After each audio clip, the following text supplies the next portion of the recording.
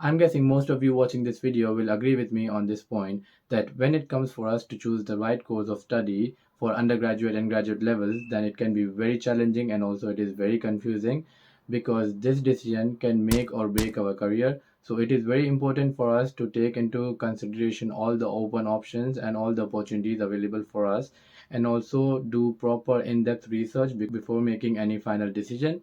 So if you are a student who is currently struggling, or if you are just confused between two courses, then this is the right video for you, because in this video I'm not only going to share all the useful link that you can use in your research, but I'm also going to let you know all the important factors that you can take into consideration before making your final selection of the course, whether it is the cost or the location or your preference or what jobs you can get.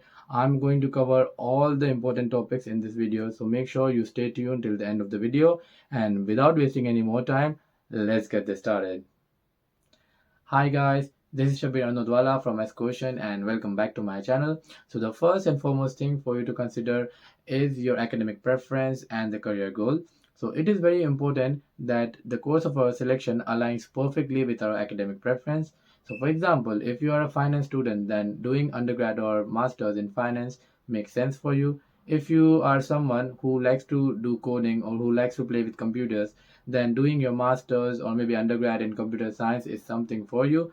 The reason why I'm telling you this, because when you go later on and apply for jobs, so it will look really good on your CV and your case will be very strong.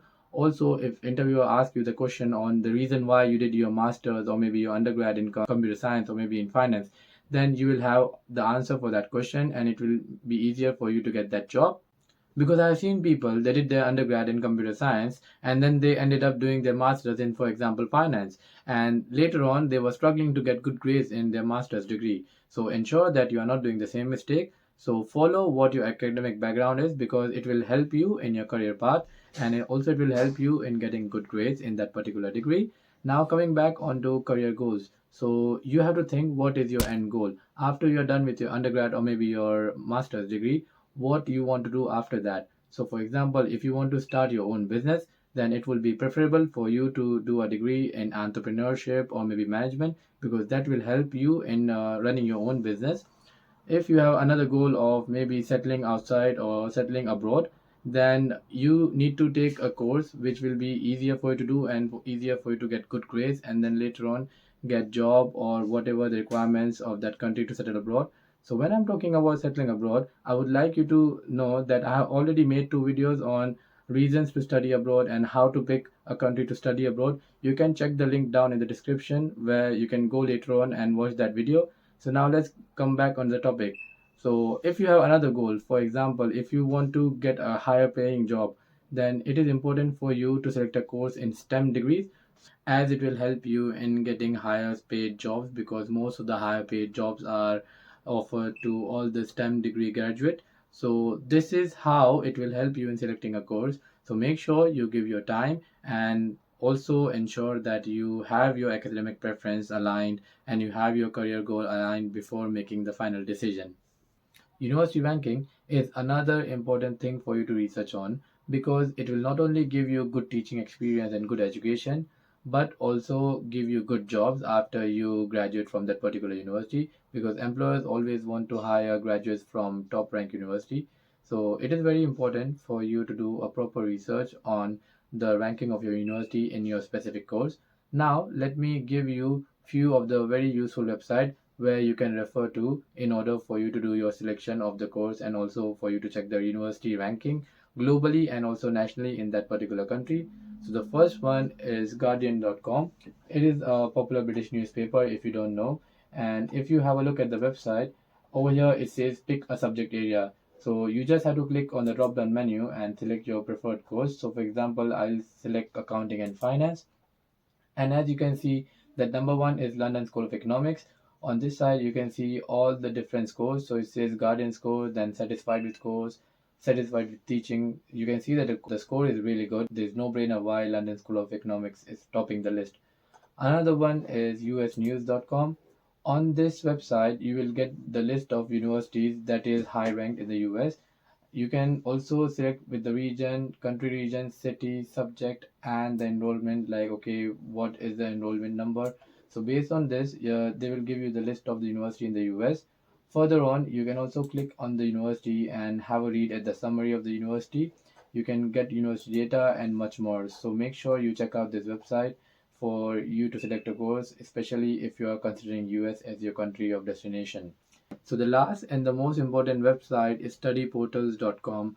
I really like this website, and the best thing about this website is that it collates data from all the countries and it just puts into one website, so you don't have to go and select different countries and look for website in that particular country. So for example, let's say if you want to do a course in India or maybe China, France, UK, US, anywhere, you just go to this website, and it is very easy to use website. Let me now show you how to use this website. So for example, if you just go onto the website, all you have to do is select for your course of study. So for example, if I'm looking for masters, I'll just click on search masters.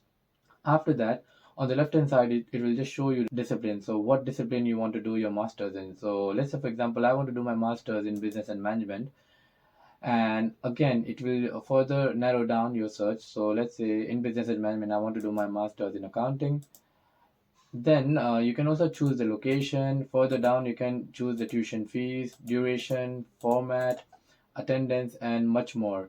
And one good thing about this website is it gives you all the details in one. So you don't even have to go and look for that university page for you to get the course module and other details. So let me click on this one. As you can see, it will show you the duration, the fees of the course, what is the apply time date, and much more. So I really love this website. Make sure, guys, you go onto this website and check it out, and as it will help you in selecting of your course. Location of your university where the course is offered is of another great importance, and I personally feel quite a lot of people they don't do their in-depth research when it comes to location. So make sure you do your proper research on where exactly the university is based out. So giving my own example, I did my masters from University of Hertfordshire, which is located in this small town in England called Hatfield. So I personally found it very challenging to get a part-time job in Hatfield because it's a small town, which means limited jobs. Also, I was finding it tough to build my network when I was looking for jobs after masters. So you have to take this thing into account. But then again, on the flip side, for example, if I did my masters from London, so it would mean that I have to pay more in my rent, so my cost of living will be higher. But at the same time, I'll get the opportunity of getting more jobs and build my network. So yeah, do your proper research when it comes to location, and also take into account what is your goal. So if your goal is to live somewhere where you don't have to pay more rent, then look for universities which is far away from the mega cities. And if your goal is to network or maybe find better jobs and live the city life, then look for universities in the capital or in big cities. Entry requirement and course duration plays a vital role in our research. So before applying for any course, make sure that we have checked the entry criteria for us to eligible for that particular course. Another thing is the duration. So the shorter the duration of the course, the more intense the course is going to be. So we will always have to consider that, if the course is of very short duration, so it is going to be fast paced. So we have to make ourselves ready so that we are able to grasp the knowledge and we are able to perform well in that course. Now let me just give you an example. So I just got this course from University of Edinburgh. So it is a master's in accounting and finance. And if we check the entry requirement for this course, so let me click on the academic requirements. And now you can see in order for us to eligible for this master's, we need to have an undergrad degree in accounting, finance or related discipline. Another one is degrees in quantitative discipline or business studies will be considered if you can demonstrate a strong background. So the reason why they have mentioned this, so they are trying to tell us that this course is going to be quantity, like they are going to teach quantitative stuff in this course. So if you are someone who is very bad in maths or quantitative, or who find it hard or difficult to cope up with this, then this is not the right course for you. So make sure you check the academic requirements carefully before applying for that course. Second thing to consider is the program structure. So let me click on the link, and as we can see now, it is very important for us to see what is the duration of the course. So you can see it is just a 1 year academic program. And if you see, they have given you the all the modules and the semester wise bifurcation. So just have a read at this, and this way you'll just get to understand how they have divided across semester and what all topics they're going to cover. So this way you'll just get an insight on how they have divided the course. Second thing to consider is the duration of the course. So on this web page, they have mentioned that the course starts from mid-September and it is ending in August. Also, if I scroll further down, it is showing the bifurcation of all the modules that they're going to teach in semester wise. So it is worth having a look at this course if that duration is something which is okay for you. So the last and the most important thing to research on is return on investment.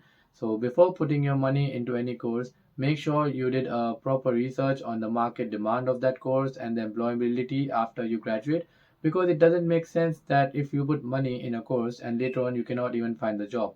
So always go for a course where you're getting salaries higher than that course, because in that way only you can progress later on in your career. And so in order for me to help you doing this research, let me now refer you to two main websites. So the first one is Forbes, which will give you an outlook on what graduate salaries to expect if you have done your masters from the US. So as you can see, agriculture and natural resources, they get $57,000. If you are a business student, then you get $60,000, and followed by other courses. The another website is prospect.ac.uk, which is a UK based website, and it will give you the outlook of what salaries to expect after you have done your bachelor's or maybe master's in these particular courses. So here you can see if you have done it from finance, then you will get £32,000 and above. If you are someone from medical profession, then you will get that much salary, and followed by other profession. So go check out the link down in the description if you want to further see this in more detail. So this brings us to the end of the video. I hope that you liked the video. If you did, then please hit that like button. And if you want to see more such content, then make sure that you are subscribed to my channel, because as per the report, I can see that more than 50% of my viewers are not my subscriber. So what you guys are waiting for? Just subscribe that button, man. Like if you like my video, then why are you not subscribing to my channel? Anyways, guys, thank you so much. I'll see you again next week, and bye for now.